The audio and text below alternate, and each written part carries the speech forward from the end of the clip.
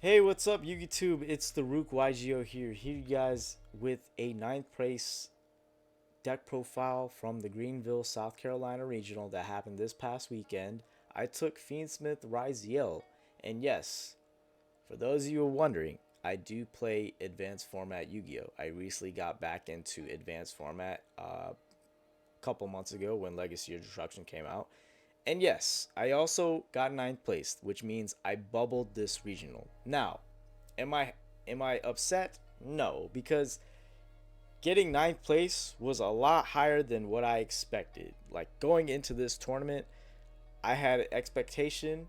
My expectation was to at least get top 32 or higher and just get my invite. And you know what? I did that. And surprisingly, I got ninth place. The regional had over 330 players, hosted by the side deck. So it was 9 rounds. Top 48 got their invite. So that basically means like a couple X3s were able to get their invite. But the goal was not to go X3. I didn't want to just go X3, get my invite. I wanted to end the tournament at least X2 or higher, top 32 or higher. I didn't want to get my invite just by going X3. No, fuck that. And we did that. We went 7 rounds. We played 9 rounds. We won 7 rounds. We lost 2 rounds. And yeah, we did pretty good. And ninth place, I'll take that. Maybe next time I'll get the top 8. But hey, it's all down to tiebreakers and whatnot. First off, I'd just like to give a shout out to Team Wicked. The boys, I rode with them to this regional. Shout out to Reed for driving us there. Shout out to Zach for being the one that got top 8, 8th place exactly. And then shout out to Taylor for getting 10th. And Henry also got like 22nd place, I believe. So pretty much we all went there and we got our invites. So that was a pretty successful regional for us. And I couldn't name a better team out there to go with. But yeah, shout out to them. Shout out to the rest of Atlanta Yu-Gi-Oh. Uh, we took Fiendsmith, Ryziel. First, I'm gonna go through the deck profile. Then I'm gonna go through my matchups, and then I'll explain my deck choices. So the way I have it formatted, I'm gonna do like hand traps first, engines after, basically. 42 card main deck. Yeah, 3 Ash, 3 Juris Worm, 1 Magna Hut, 3 Fuelos, 3 Nib, 3 Imperm, 2 Veiler. For the Fiendsmith engine, 1 Lurie, 1 Lacrima, 2 Engraver, 1 Paradise, 2 Tracked, and then non-engine spells, 1 Call by, 2 Talents, Ryziel engine, the 1 Cross, 1 Node, 3 EXT, 3 Ice, 3 Sword, 3 Bonfires. For the side deck, we have 3 Lancia, 3 Perilia, 1 Dweller, 3 Crossout, 1 Duster, 2 Slayers, and 2 Evenly Matched.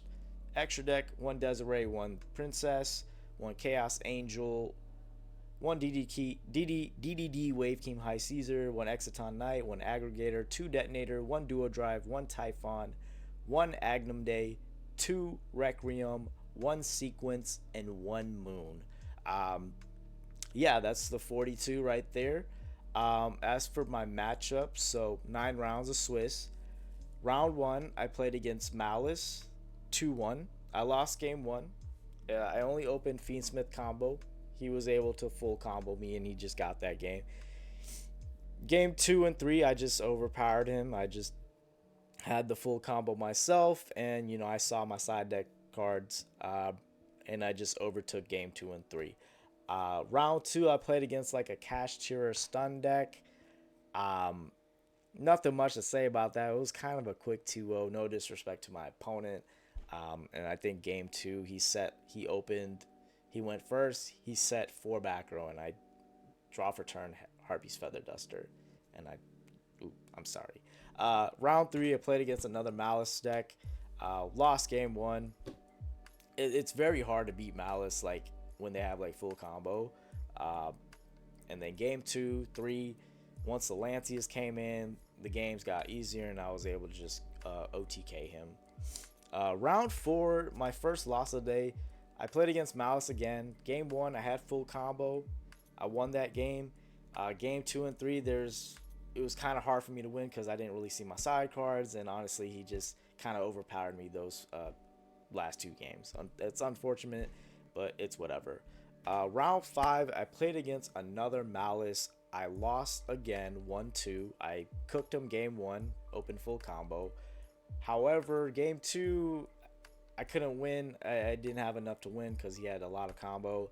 Game 3, now game 3 went at the time. Now this is a round that I actually could have won. I actually could have won this match because in game 3 he ended on I think I had like I either Perilio'd him or Full Roast him. So I was definitely drawing cards off of his plays. But he ended on like the Malice Cipher Heart, I think it's called, and then a Link Decoder on board. So my biggest mistake was like trying to combo my way out of it. I knew the clock was running down, but I was thinking too much about the combo to kill him. Whereas I should have just stopped and thinking about calculating the life points because he had a Link Decoder on field. My dumbass, I made Duo Drive. I should have just went Battle Phase Attack over the Link Decoder, and that damage would have been enough to put him 100 life points less than what I was at.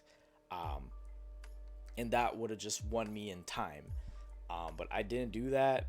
I just misplayed. I just tried a combo. And then by the time I tried to make Detonator, time was called. I couldn't attack. That's my mistake. I should have won that match. But that probably would have changed my matchups from round 6 to 9. So we don't know what would happen from there. It wouldn't necessarily mean I would have top 8'd. But hey, I think that's the only loss that I kind of regret. But hey, that's a learning experience for me because, you know, the time rules is just something new to me and I'm just not used to that.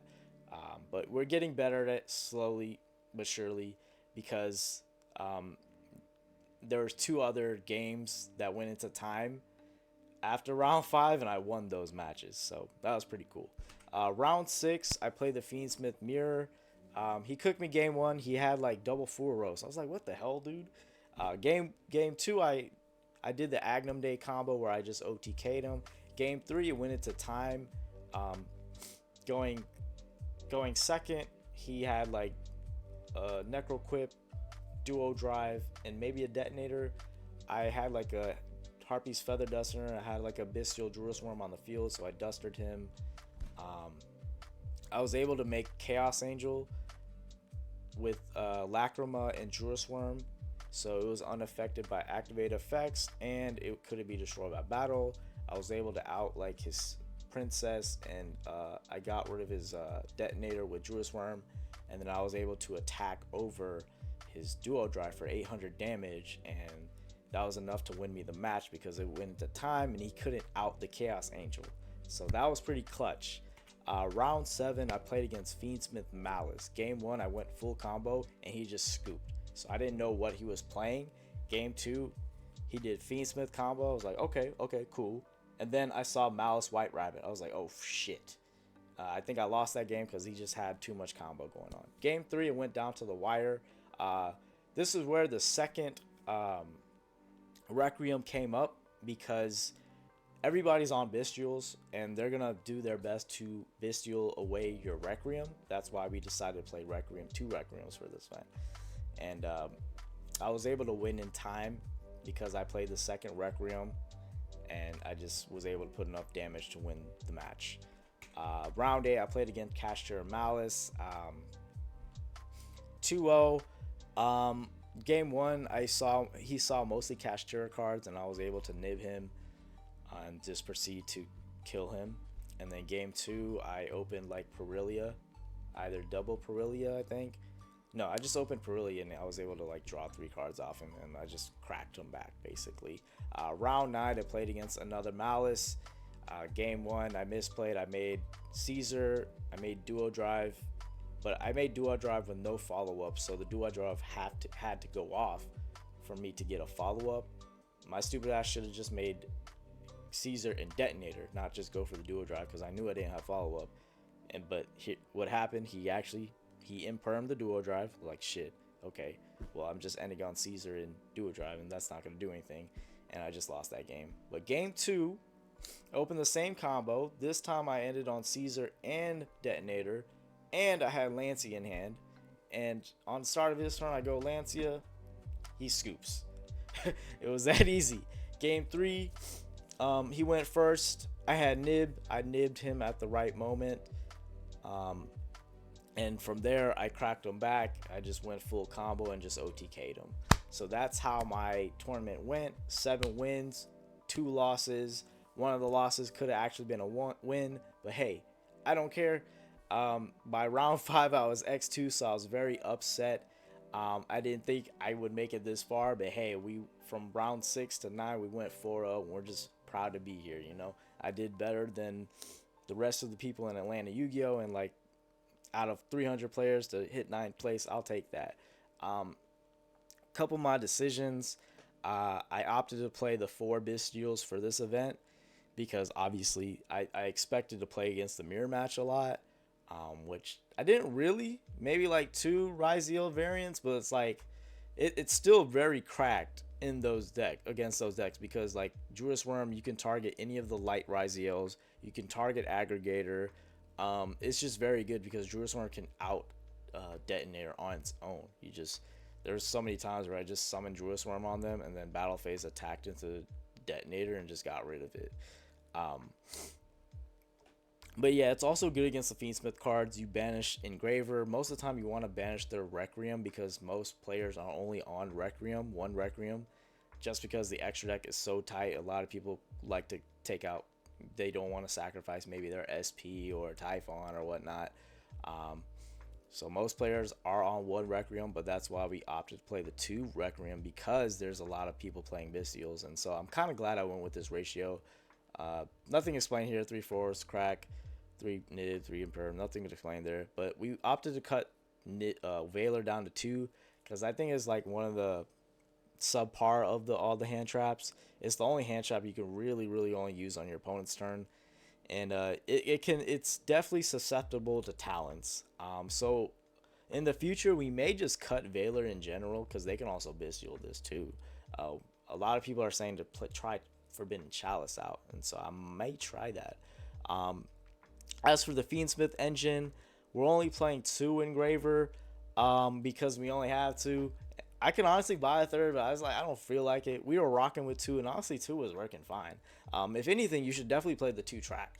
2 tracked is actually cracked. There's so many times where like the second do come up, and it's nice to have the second. It's like another combo starter basically.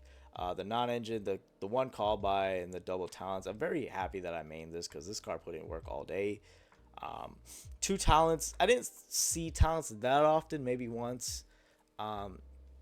There were times where I drew 2 or I either like got rid of a hand trap. But against some variants of Malice, they're on less hand traps and more like stuff like Imperms and Impulse, and this does nothing, right? So I'm thinking about cutting one of these after this profile, basically. The engine is fine. It's standard. I know some Fiendsmith variants were cutting the sword to 2, but honestly, you need to see all your engine, man. You don't want to just have Fiendsmith cards to start your combo. You want to see Fiendsmith cards and Ryziel cards. So yeah, this was perfect. We don't play plug-in, obviously. We don't really need it. But yeah. Lancia's cracked. Perilio's cracked. There was a point where I wasn't thinking about siding this. I thought, it doesn't really do much. But you have to side this because you're going to play a lot of Ryziel decks. And even against Malice, it's not that bad because they do have to start off with a normal summon. Most of the time, they are starting off with a normal summon. White Rabbit or a Chessy Cat or whatever. That's literally how they start most of their combos. So it's not bad. You could get like a 1-for-1 off of it. Sometimes maybe 2. Hey, you never know. Dweller didn't really come up that much, but I still want to play it. It is what it is.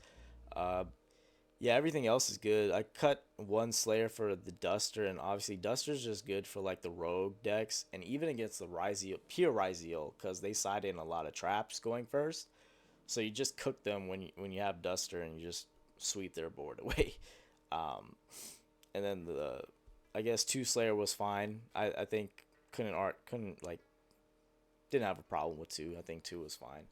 I outed like random shit like Baguska with Slayer, which is pretty cool. Cross out is good going. Oh no, shit, my bad, y'all. But yeah, cross out is good going first. It's the best going first card to side in. A lot of people, I've seen a lot of people cut it, but at the same time, it's like I like that card too much because I need something to side going first. Oops, not that one. And yeah, two evenlies to round it off the side deck.